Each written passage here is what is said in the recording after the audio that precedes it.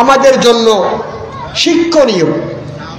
আমরা মেরাজের আলোচনা শুনবো ইমান বৃদ্ধির জন্য, কিন্তু মেরাজকে উপলক্ষ করে কোনো ইবাদত আমরা করব না। কোনো নামাজ নাই, কোনো রোজা নাই, নফল নামাজ নফল রোজা স্বাভাবিক আপনি 12 মাস এভাবে পড়ে আসতেছেন, এভাবে পড়েন, কিন্তু মেরাজকে উপলক্ষ করে কোনো প্রকার নামাজ রোজা নাই। ভাইরা আমার, আল্লাহর নবী যে বুরাকে আরোহণ করে গেছিলেন, এই বুরাকটা হচ্ছে বৈদ্যুতিক গতিসম্পন্ন এক প্রকার প্রাণী।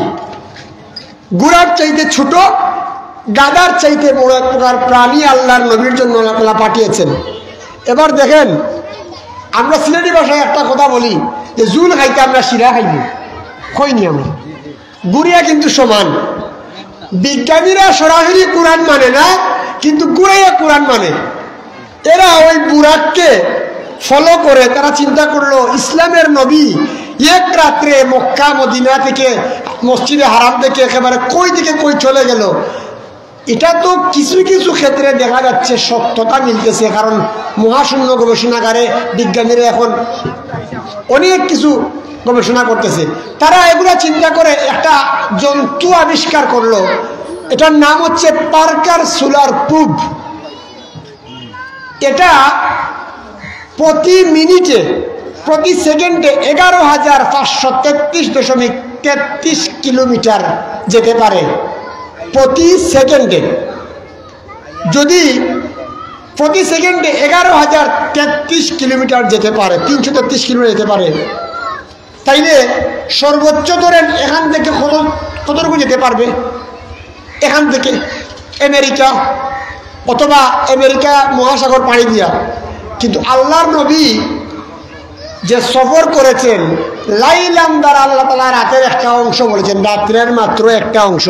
রাসূলুল্লাহ মেরাজ সফর শেষ করে এসে দুনিয়াতে দেখছেন, দরওয়াজা ধাক্কা দিয়ে গেছিলেন, দরজা তখনও লড়তেছে। বিছানায় শুয়ে থাকলে যেরকম একটা উষ্ণতা ভাব থাকে তখনও বিরাজ করতেছে। এটা কেমনে সম্ভব? তারা এটা আবিষ্কার করে এটা মহাশূন্যে পাঠাইছে।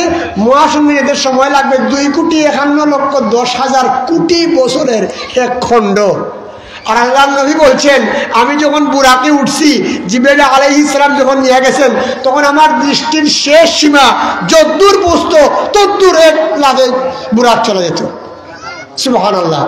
এখন আবু জেহেল আর কুরাইশরা সে সময় যখন চিন্তা করছিল যে মসজিদে হারাম থেকে মসজিদে আকসা পর্যন্ত যেতে সময় লাগে 80 দিন 1236 কিলোমিটার, তারা তো মাইল হিসাব সে সময় করেছে। ওই সময় আবু জেহেল মনে মনে ভাবছে 80 দিন সময় লাগে মসজিদে হারাম থেকে আকসা যেতে। আর এখনকার বিজ্ঞানীরা পার্কার সোলার প্রুব আবিষ্কার করে বলতেছে 11,000 মিটার গতিতে যদি 1 সেকেন্ডে একটা পার্কার সোলার প্রুব যায়, তাহলে মুহাম্মদ সাল্লাল্লাহু আলাইহি ওয়াসাল্লাম কেমনে সেখানে গেছেন? তাহলে আগের বেঈমান নাসারা নাস্তিকরা যেমনটা ছিল, এদের উত্তরসূরি এখনকারটাও আছে না নাই? এরা বৈজ্ঞানিক তত্ত্ব আবিষ্কার করে রাসূলুল্লাহর মেরাজকে বুলন্ডিত করতে চেয়েছে। আর আবু জেহেল সেই সময় 80 মাইলের তকমা দিয়ে চেয়েছে। কিন্তু মেরাজের ঘটনার অলৌকিক বৌদ্ধ মহত্বের বয়ান শোনা থেকে মুসলিম উম্মাকে নাস্তিকবাদীরা ফিরাতে পারবে না ইনশাআল্লাহ। সম্মানিত হাজিরিন, সময় আর বেশি নাই, অল্প কিছুক্ষণ পরে আজান হবে। আজানের পরে আসরের পরে বয়ান করবাকে, আসরের নামাজের পর ধারাবাহিক আলোচনা আবার শুরু হবে ইনশাআল্লাহ। অত্যন্ত বিচক্ষণ উলামা একরামগণ আজকের মাহফিলে আসবেন। আপনারা সবাই মাহফিলে জুড়ে বসবেন, আল্লাহ তাআলা তৌফিক দিন। আমরা মুখতাসর দোয়া করব, দুরূদ শরীফ পড়ি। সাল্লাল্লাহু আলা সাইয়্যিদিনা ওয়া মাওলানা মুহাম্মদ ওয়া আলা আলিহি ওয়া আসহাবিহি ওয়া সাল্লাম। আল্লাহুম্মা সাল্লি আলা সাইয়্যিদিনা ওয়া মাওলানা